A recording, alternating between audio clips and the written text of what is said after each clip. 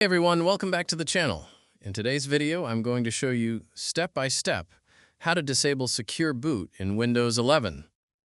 This can be necessary for certain applications and games like Valorant, or if you need to modify your system configuration. Let's get started.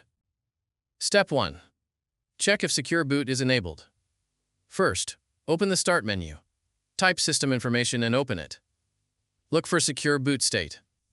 If it says On, then Secure Boot is currently enabled. Now I'll show you how to turn it off. Step 2. Enter Advanced Startup. Open the Start menu again. Click on Settings. Select System on the left. Scroll down and click Recovery. Next to Advanced Startup, click Restart Now. Confirm by clicking Restart Now again. Your PC will now boot into the Windows recovery environment. Step 3. Access UEFI firmware settings. Once you see the blue recovery screen, click Troubleshoot. Select Advanced Options. Click UEFI firmware settings. Press Restart. Your computer will now boot into the BIOS UEFI screen. Step 4.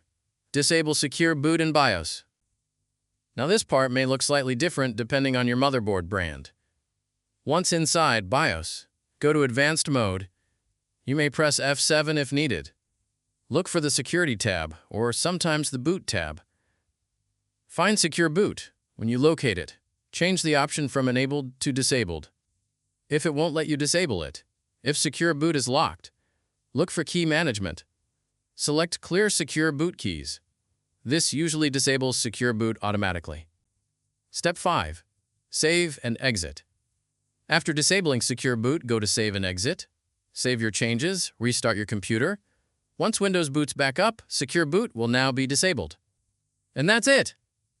If this video helped you, don't forget to like, subscribe, and leave a comment below. Thanks for watching, and I'll see you in the next one.